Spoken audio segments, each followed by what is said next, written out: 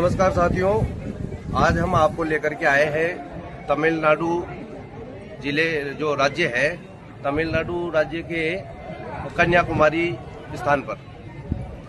कन्याकुमारी एक ऐसा स्थान है जो हमारे वृद्ध भारत, विशाल भारत का जो अंतिम छोर है, अंतिम बिंदु जिसे हम कह सकते हैं, दक्षिण की तरफ का अंतिम बिंदु होने के कारण ये इसकी महत्ता और बढ़ जाती है।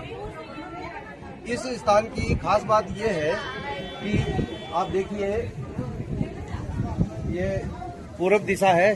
पूर्व दिशा में हमारे बंगाल की खाड़ी, वे वो बंगाल है, और इधर आप पीछे देखिए, ये दक्षिण दिशा है।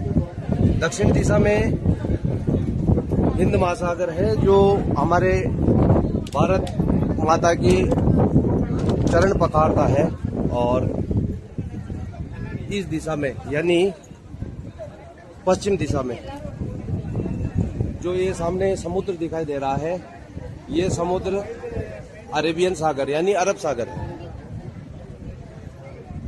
वहाँ जो टेम्पल दिखाई दे रहा है वो टेम्पल कन्याकुमारी का है।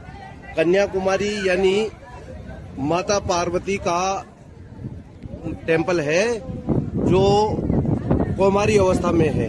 माता पार्वती की कौमारी अवस्था के अंदर, क्योंकि माता पार्वती ने यहाँ पर तप किया था, और कौमारी अवस्था यानी युवा अवस्था में तप किया था, इसलिए यहाँ जो ये मंदिर दिखाई दे रहा है, मंदिर जो है कन्याकुमारी के नाम से जाना जाता है। आप ये जो मेरे पीछे स्थान देख रहे हैं, ये स्मारक देख रहे हैं, ये स्मारक है स्वामी विवेकानंद जी ने यहाँ पर मेडिटेशन किया था 1892 में। क्योंकि स्वामी जी हमारे बहुत बड़े दार्शनिक रहे हैं और युवा वर्ग के प्रेरणा स्रोत रहे हैं, तो यहाँ पर विवेकानंद रॉक मेमोरियल स्थित है। ये जो स्थान है, ये चोल और पांड्या ऐसे शासकों के अधीन रहा है। यहाँ भारतीय संस्कृति, धर्म और तीर्थ का अनोखा संगम दिखाई देता है। हर साल हजारों की, मैं तो कहूँ लाखों की तादाद में यहाँ पर्यटक आते हैं।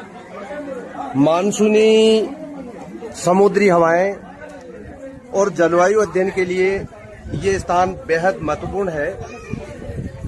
ये जो सामने मूर्ति दिखाई दे रही है, ये मूर्ति यहाँ जो तमिल के महान दार्शनिक और साहित्यकार हैं तिरुवल्लुवर, उनकी मूर्ति है ये। इस मूर्ति की लंबाई जो है 133 फीट है। इन्होंने एक ग्रंथ की रचना करी थी। वैसे तो इन्होंने बहुत सारे ग्रंथ लिखे हैं, लेकिन एक ग्रंथ की रचना करी थी। उस ग्रंथ का नाम है तिरुकुरल। क्योंकि भारत भूमि में साहित्यकार और कवियों, लेखकों जो माँ शारदा के पुत्र हैं, सरस्वती के पुत्र हैं, उनका हमेशा सम्मान होता रहा है।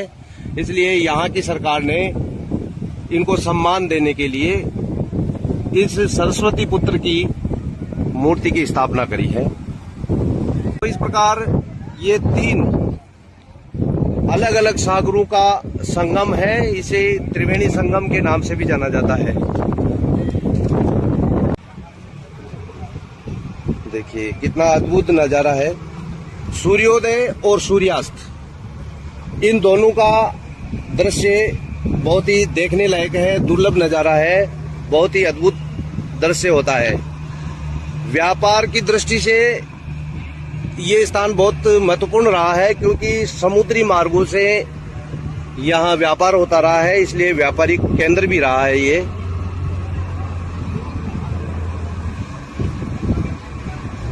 यहाँ पर ये दिशा पूर्व दिशा है। पूर्व दिशा के किस एंगल पे, किस डिग्री पर सूर्य उदित होता है, ये जुलाई से लेकर के और जनवरी तक का पूरा हवाला इसमें दिया गया।